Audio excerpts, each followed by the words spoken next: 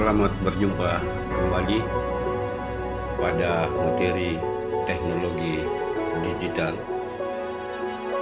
Pada kesempatan ini kita akan membahas tentang transmisi data. Transmisi data dalam Kamus Besar Bahasa Indonesia berarti pengiriman, penerusan pesan, dan sebagainya dari seseorang kepada orang lain. Data dalam hal ini dapat diartikan sebagai keterangan yang benar dan nyata.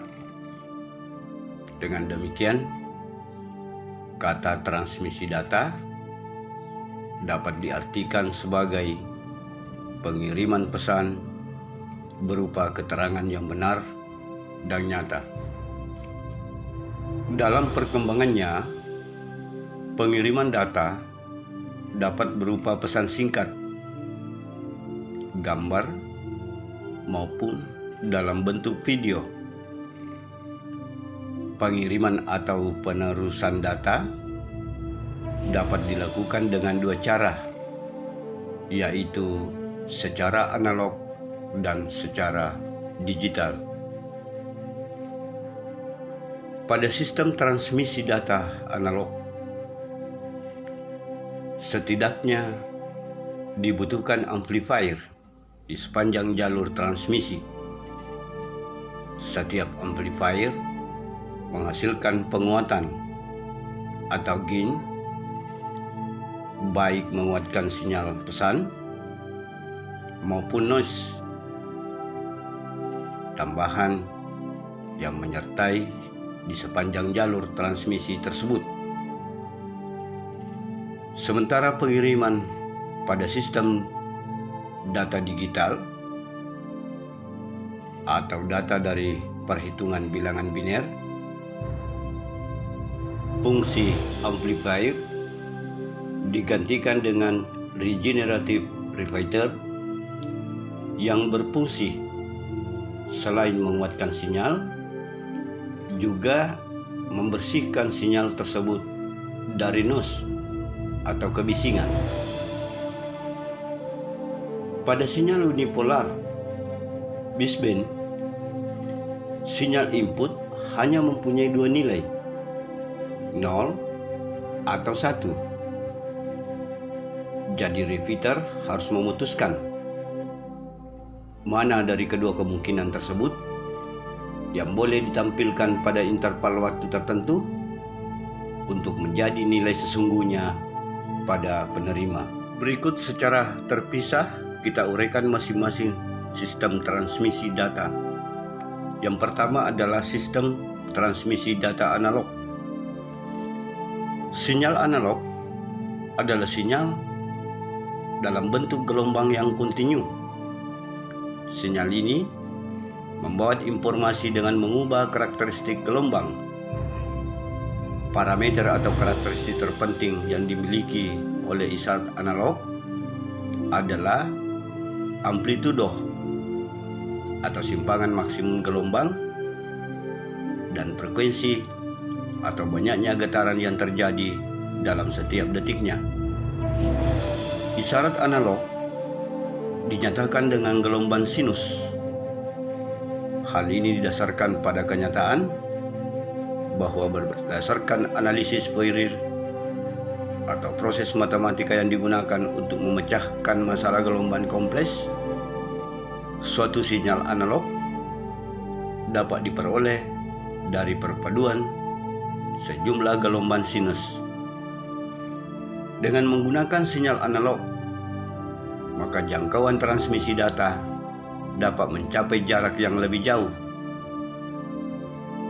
Akan tetapi, sinyal ini mudah terpengaruh oleh noise atau kebisingan. Sinyal analog merupakan pemanfaatan gelombang elektromagnetik. Proses pengiriman suara pada teknologi telepon dilewatkan melalui gelombang elektromagnetik ini. Sinyal analog merupakan bentuk dari komunikasi elektronik yang merupakan proses pengiriman informasi pada gelombang elektromagnetik dan bersifat variabel dan berkelanjutan. Satu komplit gelombang dimulai dari voltase 0, kemudian menuju voltase tertinggi dan turun hingga voltase terendah dan kembali lagi ke voltase 0. Frekuensi gelombang tersebut dinyatakan dalam satuan Hertz yang menunjukkan jumlah gelombang yang dipancarkan setiap detik. Misalnya, dalam 1 detik gelombang dikirimkan sebanyak 20, maka disebut dengan 20 Hz.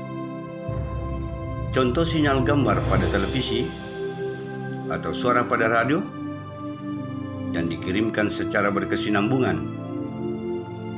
Pelayanan dengan menggunakan sinyal ini agak lambat dan gampang mendapat error dibandingkan dengan data dalam bentuk digital. Sistem analog disebarluaskan melalui gelombang elektromagnetik atau gelombang radio secara terus-menerus yang banyak dipengaruhi oleh faktor pengganggu atau noise. Analog merupakan bentuk komunikasi elektromagnetik yang merupakan proses pengiriman sinyal pada gelombang elektromagnetik dan bersifat variabel yang berurutan. Jadi sistem analog merupakan suatu bentuk sistem komunikasi elektromagnetik yang menggantungkan proses pengiriman sinyalnya pada gelombang elektromagnetik. Yang kedua, mengenai sistem transmisi data digital. Digital merupakan sinyal data dalam bentuk pulsa yang dapat mengalami perubahan tiba-tiba dan mempunyai besaran angka 0 dan angka 1. Sinyal digital hanya memiliki 2 keadaan, yaitu 0 dan 1, sehingga tidak mudah terpengaruh oleh derau atau kebisingan. Hanya saja, transmisi dengan sinyal digital hanya mencapai jarak jangkau pengiriman data yang relatif dekat. Itulah sebabnya sinyal ini juga biasa dikenal dengan sinyal diskrit atau tidak berubah secara kontinu, akan tetapi memiliki nilai yang tertentu dan terpisah. Sinyal yang mempunyai 2 keadaan ini biasa juga disebut dengan bit atau satuan terkecil dalam sistem penyimpanan komputasi. Bit merupakan istilah yang merujuk pada binary digit. Sayangnya, 1 bit terlalu kecil untuk mempresentasikan sebuah informasi. Misalnya, untuk sebuah huruf butuh minimal 8 bit. Maka satuan data umumnya dalam 8 bit yang disebut byte. Contoh 1 0 1 1 0 0 0 1. Perlu dipahami bahwa istilah bit berbeda dengan bytes. Bila diibaratkan, bit adalah sebuah saklar yang dapat menyala atau mati. Nilai angka dalam bit adalah 0 dan 1. Untuk angka 0 biasanya digunakan sebagai tanda bahwa sistem dalam keadaan tidak aktif apakah satu penanda untuk sistem dalam keadaan aktif atau menyala, atau dengan kata lain memiliki arus listrik. Dalam dunia elektronika dan digital, bit dilambangkan dengan huruf B kecil. Kecepatan transfer satuan ini menggunakan bit per second yang disingkat BPS,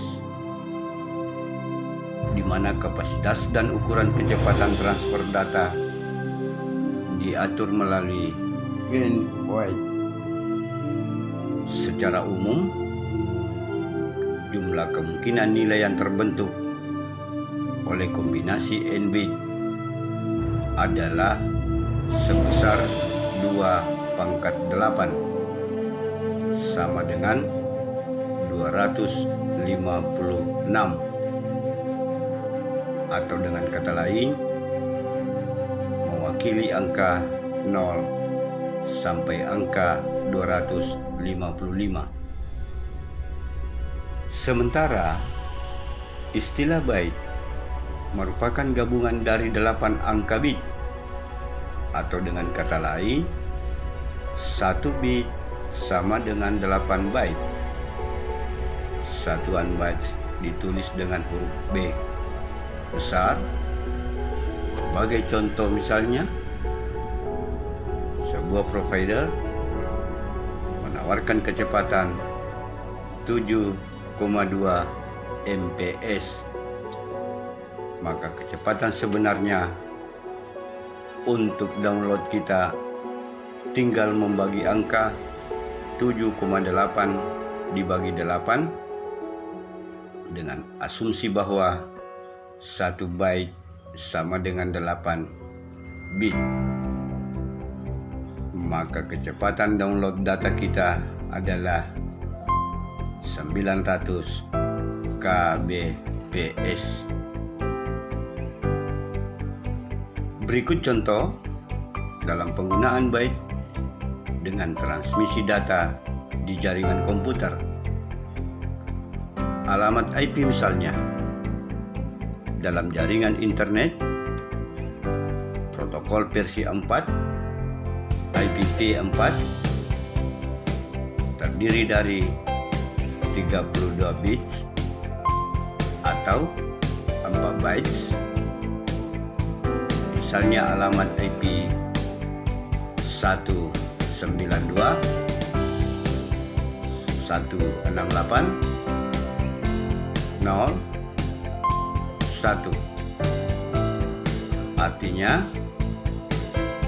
byte pertama bernilai 192, byte kedua bernilai 168, dan byte ketiga bernilai 0, sementara byte keempat bernilai 1. Dalam penyimpanan data pada sebuah komputer, besaran file yang nantinya tersimpan dalam komputer mulai dari ukuran kilobyte KB, megabyte MB, gigabyte GB, dan terabyte TB. Untuk yang 4 tingkatan dari terabyte atau ukuran paling besar dari satuan ini adalah yottabyte YB. Nah, untuk memudahkan pemahaman, perbedaan kedua istilah ini dapat dilihat dari nilai konversinya. Misalnya 1 kilobyte KB sama dengan 1024 bytes. 1 megabyte sama dengan 1024 kilobyte KB, dan 1 gigabyte sama dengan 1024 megabyte. Teknologi digital memiliki beberapa keistimewaan unik yang tidak dapat ditemukan pada teknologi analog. Antara lain, 1. Penggunaan yang berulang-ulang terhadap informasi tidak mempengaruhi kualitas dan kuantitas informasi itu sendiri. Yang kedua, informasi dapat dengan mudah diproses dan dimodifikasi ke dalam berbagai bentuk. Yang ketiga, dapat memproses informasi dalam jumlah yang sangat besar dan mengirimkannya secara interaktif. Pertanyaan kita adalah, bagaimana bit data ditransmisikan dalam berbagai media jaringan komputer? Adapter jaringan komputer mengkonversi tegangan tinggi dan rendah komputer menjadi nilai bit-bit angka 1 atau angka 0 dan mengirimkan kumpulan bit-bit tersebut melalui jaringan komputer. Proses pengiriman data bit-bit ini disebut encoding. Metode encoding data bit dalam jaringan berbeda-beda tergantung media transmisinya. Misalnya, jika media transmisinya dalam bentuk Ethernet, mengirimkan bit-bit data menggunakan sinyal listrik dengan nilai tegangan yang berbeda. WiFi mengirimkan bit-bit data dengan menggunakan gelombang radio dan frekuensi yang berbeda. Fiber optik mengirimkan bit-bit data melalui pancaran-pancaran cahaya. Berikut mengenai perbedaan bandwidth dengan speed. Jika bandwidth atau lebar jalan, maka speed disamakan dengan kecepatan mobil. Jalan lebar memungkinkan mobil melaju lebih kencang. Demikian juga, bandwidth yang besar akan memungkinkan speed datanya lebih kencang. Namun bisa jadi bandwidth yang besar, speed datanya lambat lantaran data atau mobil yang lewat terlalu banyak. Bandwidth sama dengan data transfer rate. Untuk menggambarkan lebar jalan data, tidak dengan menggunakan ukuran panjang seperti jalan, namun menggunakan jumlah data maksimal yang dapat dipindahkan dari satu titik ke titik lain dalam setiap detiknya dan diukur dengan satuan bytes per second atau BPS. Berikut mengenai telepon seluler. Salah satu benda yang sangat akrab dengan kita saat ini adalah ponsel atau telepon genggam. Hampir setiap orang mempunyai benda ini, baik bagi yang sekedar memanfaatkan untuk komunikasi dasar atau bahkan ke fungsi hiburan. Telepon genggam atau ponsel adalah perangkap telepon komunikasi elektronik yang mempunyai kemampuan dasar yang sama dengan telepon konvensional untuk saluran tetap. Kelebihannya, alat ini dapat dibawa kemana-mana dan sangat praktis tanpa perlu disambungkan dengan jaringan telepon dengan menggunakan kabel, nirkabel, wireless. Saat ini, Indonesia mempunyai 2 jaringan telepon nirkabel, yaitu sistem GSM dan sistem CDMA. Berikut mengenai sejarah perkembangan telepon seluler. Sejarah penemuan telepon seluler tidak lepas dari perkembangan radio. Awal penemuan telepon seluler dimulai pada tahun 1921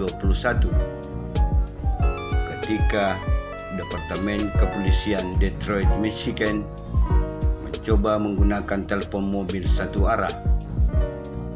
Kemudian pada tahun 1928 Kepolisian Detroit mulai menggunakan radio komunikasi satu arah reguler pada semua mobil patroli dengan frekuensi 2 MHz.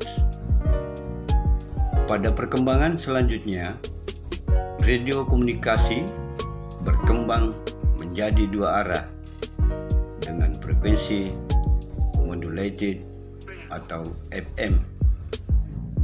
Pada tahun 1940, Motorola Corporation mengembangkan portable handy talkie dengan kode produksi SCR 536 yang berarti sebuah alat komunikasi di medan perang pada saat Perang Dunia Kedua. Masa ini merupakan generasi stereo untuk telepon seluler atau kode 0G. Generasi Zero diakhiri dengan penemuan konsep modern oleh insinyur-insinyur dari Bell Labs pada tahun 1947. Mereka menemukan konsep penggunaan telepon heksagonal sebagai dasar telepon seluler. Namun konsep ini baru dikembangkan pada tahun 1960-an. Generasi pertama telepon seluler dikenal dengan generasi 1G atau 1G. Telepon seluler jenis ini merupakan telepon seluler pertama yang sebenarnya. Tahun 1973, Martin Cooper dari Motorola Corporation menemukan telepon seluler dan dikenalkan kepada publik pada 3 April 1973. Telepon seluler yang ditemukan oleh Cooper memiliki berat 30 ons atau sekitar 800 gram. Penemuan inilah yang telah mengubah dunia selamanya. Teknologi yang digunakan 1G masih bersifat analog dan dikenal dengan istilah AMPS. AMPS menggunakan frekuensi antara 825 MHz hingga 894 MHz dan dioperasikan pada band 800 MHz. Oleh karena bersifat analog, maka sistem yang digunakan masih bersifat regional. Salah satu kekurangan generasi 1G adalah ukurannya yang terlalu besar untuk dipegang oleh tangan. Ukuran yang besar ini dikarenakan keperluan tenaga dan performa baterai yang kurang baik. Selain itu, generasi 1G masih memiliki masalah dengan mobilitas pengguna. Pada saat melakukan panggilan, mobilitas pengguna terbatas pada jangkauan area telepon seluler. Setelah generasi kedua berakhir, muncul generasi ketiga ponsel yang kita kenal sebagai generasi 3G, yang memungkinkan operator jaringan untuk memberi pengguna mereka jangkauan yang lebih luas, termasuk internet, bahkan video call berteknologi tinggi. Generasi 3G terdapat 3 standar untuk telekomunikasi, yaitu Enhanced Data Transport GSM Evolution atau kita kenal EDG, Wideband CDMA dan CDMA 2000. Kelemahan generasi 3 ini biaya yang relatif lebih mahal, dan kurangnya cakupan jaringan. Setelah generasi ketiga, muncul generasi keempat ponsel yang kita kenal sebagai 4G. Generasi ini disebut juga Phone Generation, yang merupakan sistem telepon seluler yang menawarkan pendekatan baru dan solusi infrastruktur yang mengintegrasikan teknologi wireless yang telah ada, termasuk wireless broadband atau WBRO, CDMA, wireless LAN, dan Bluetooth. Sistem 4G berdasarkan heterogenitas jaringan IP yang memungkinkan pengguna untuk menggunakan beragam sistem kapan saja dan di mana saja.